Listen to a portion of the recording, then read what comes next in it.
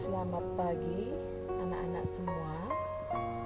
Semoga kalian dalam keadaan sehat ya dalam masa pandemi ini, biar proses belajar mengajar dengan menggunakan daring berjalan dengan lancar ya. Kita mulai saja, yaitu materi selanjutnya itu tentang penginderaan jauh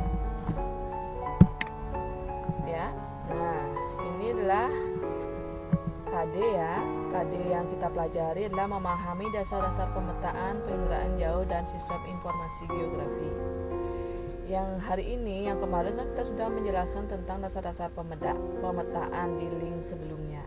Hari ini kita tentang menjelaskan pengertian penginderaan jauh, mengidentifikasi komponen penginderaan jauh, membedakan citra foto dan citra non-foto. 3 materi ini saja yang kita akan pelajari. Nah, ini tujuan pembelajaran kita ya. Harus berpikir kritis, berkomunikasi, berkolaborasi, dan berkreasi. Nah, kita mulai saja dari pengertian penginderaan jauh. Penginderaan jauh sering disebut dengan PJ atau inderaja. Nah, ada beberapa ahli yang menyebutkan atau memberikan penjelasan tentang pengertian penginderaan jauh. Yang pertama, menurut Leeson dan Kiefer, itu adalah ilmu, teknik, dan seni untuk mendapatkan informasi tentang objek, wilayah, atau gejala dengan cara menganalisis data yang diperoleh dari suatu alat tanpa berhubungan langsung dengan objek, wilayah, atau gejala yang dikaji. Sedangkan menurut Lejeune, itu adalah teknik yang dikembangkan untuk memperoleh, menganalisis informasi tentang bumi. Informasi tersebut berbentuk radiasi elektromagnetik yang dipantulkan dari permukaan bumi. Nah, kalau penginderaan jauh itu adalah mendapatkan gambar tanpa bersentuhan langsung dengan objek. Itu berarti pengambilannya dari jauh, makanya dikatakan penginderaan jauh. Nah, ini adalah satu contoh dari citra hasil penginderaan jauh. Ini adalah contoh citra foto yang diambil dengan menggunakan foto kamera ya. Nah, ini sekarang kita mulai saja ke proses penginderaan jauh. Nah, ini adalah proses penginderaan jauh. Nah, ada komponen-komponennya ya. Komponen-komponen penginderaan jauh yang pertama itu adalah matahari, atmosfer, objek, sensor, satelit, kemudian citra, dan penggunaan pengguna ya. Selanjutnya, nah, Ibu akan jelaskan tentang bagaimana proses penginderaan jauh tersebut. Pertama, ini adalah matahari merupakan sistem pasif dia ya. Sinar matahari menyinari bumi tentunya melewati atmosfer. Atmosfer itu adalah awan, udara, O2, CO2 ya. Itu yang dilalui oleh sinar matahari. Nah, apabila atmosfer kita ini cerah, kayak itu ya bagus, maka sinarnya akan hasil tangkapan oleh sensornya akan sangat bagus ya. Selanjutnya, sinar matahari menyinari objek yang ada di bumi ya. Objek itu berupa permukiman, jalan, tanah liat, rumput, air, hutan. Nah, itu yang disinari, kemudian barulah akan terjadi pantulan. Nah, pantulan apabila itu berasal dari tumbuhan, itu adalah rumah kayak gitu ya, rumah. Nah, lanjut lagi, oleh pantulan ya akan menghasilkan pantulan. Apabila objeknya itu berupa benda padat, pantulannya akan sempurna, hasilnya akan cerah ditangkap oleh sensor. Tapi apabila perairan itu nanti hasilnya adalah gelap karena air itu adalah menyerap cahaya. Sama dengan rumput dan hutan, dia juga menyerap cahaya. Hasilnya itu adalah gelap juga ya. Sensor ini dibawa oleh satelit ya, kemudian direkam oleh stasiun yang ada di bumi. Kemudian datanya ini akan menghasilkan citra ya. Citra itu ada 2 ya, citra foto dan citra non foto. Kemudian barulah diolah, dianalisis. Nah, apa dengan menggunakan interpretasi citra. Dianalisis citra ini dengan menggunakan 9 unsur interpretasi citra. Setelah dianalisis barulah bisa digunakan oleh pengguna. Nah, ini adalah sistem kerja dari penginderaan jauh. ya. Nanti kalian bisa lebih pahami kalian bisa dengarkan berulang-ulang penjelasan dari Ibu. Ya. Nah, kita lanjut. Kita lanjut ya. Ini adalah komponen penginderaan jauh. Komponen penginderaan jauh itu yang pertama seperti tadi ya, Ibu jelaskan ulang lagi, adalah sumber tenaga. Sumber tenaga itu ada dua, yaitu alamiah dan buatan.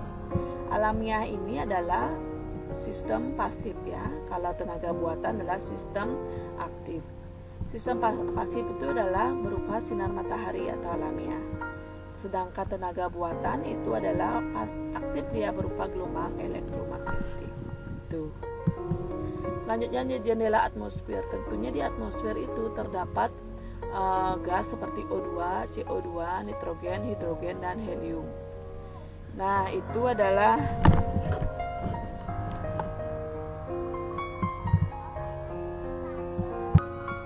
sedangkan interaksi dengan pertama jendela atmosfer ya, molekul-molekul gas yang terdapat di dalam atmosfer tersebut dapat menyerap dan memantulkan melewati radiasi elektromagnetik. Nah, apabila jendela atmosfer ini sangat mendukung ya, apabila dia cerah maka hasil dari pantulannya itu akan sangat bagus. Nah, interaksi antara tenaga dan objek. Objek yang mempunyai daya pantul tinggi akan terlihat cerah daripada citra, sedangkan objek yang daya pantulnya rendah akan terlihat gelap pada citra. Nah, objek yang bagaimana akan terlihat cerah oleh citra, yaitu objek yang padat dan keras dan pantulannya, dan dia itu memantul cahaya dengan baik. Contohnya rumah, atap rumah, jalan, tanah liat, itu nanti hasilnya akan cerah. Sedangkan objek yang daya pantulnya rendah terlihat gelap pada citra. Contohnya itu adalah air dan tumbuhan, karena dia menyerap cahaya sehingga hasil citranya itu adalah gelap. Nah, di sini ada gunung bersalju. Kalau gunung bersalju itu bagaimana? Cerah apa gelap?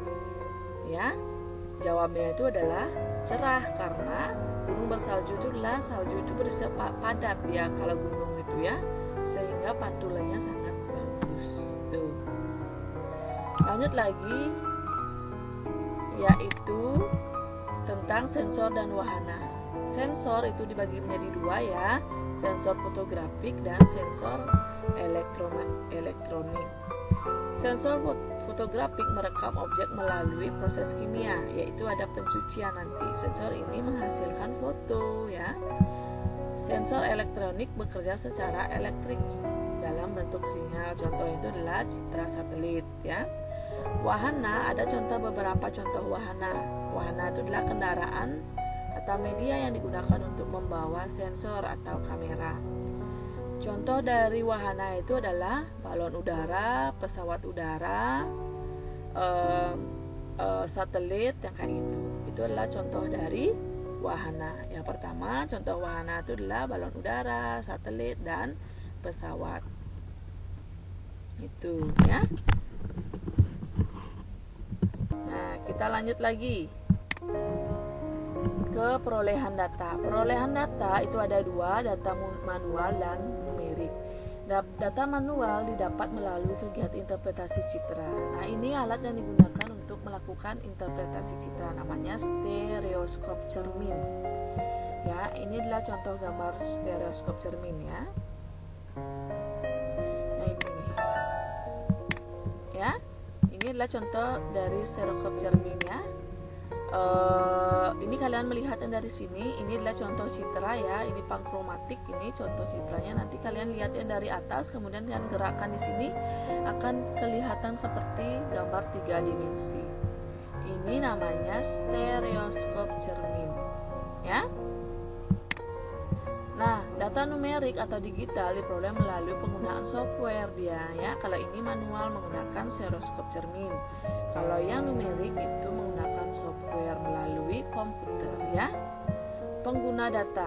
Yang keenam ini pengguna data. Pengguna data itu adalah orang atau lembaga yang memanfaatkan hasil penginderaan jauh, yaitu militer, kependudukan ya yang menggunakannya, pemetaan, klimatologi, dan meteorologi. Kalau militer biasanya digunakan untuk melakukan pengintaian.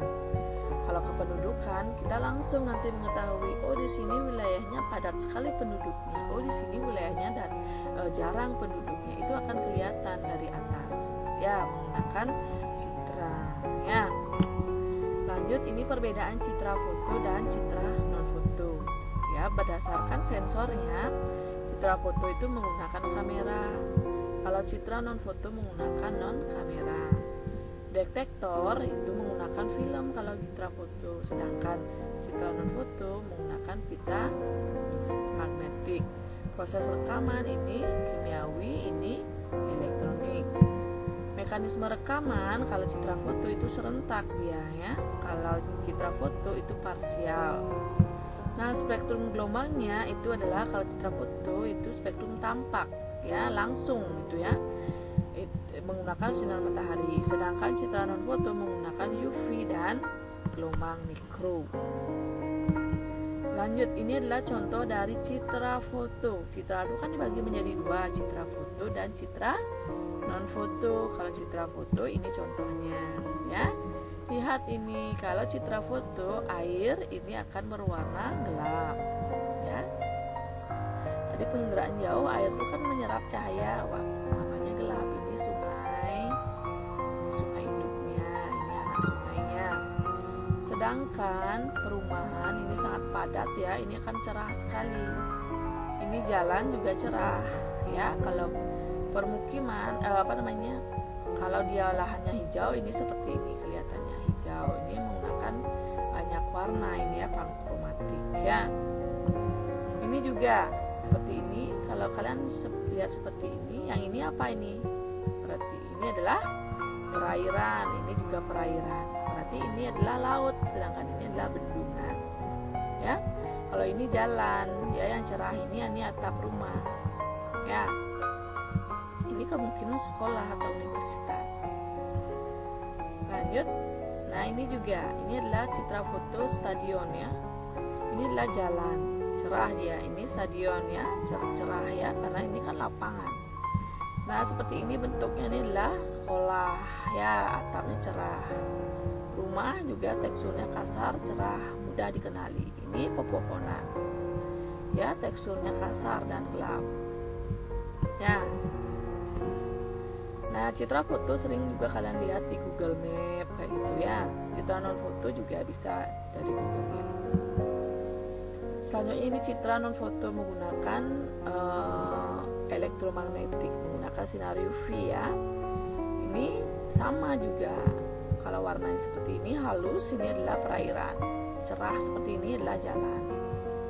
Ini adalah perairan. Kalau ini adalah permukiman atau pohon ya. Tuh. Kalau menggunakan infrared sama seperti ini, yang gelap ini adalah perairan.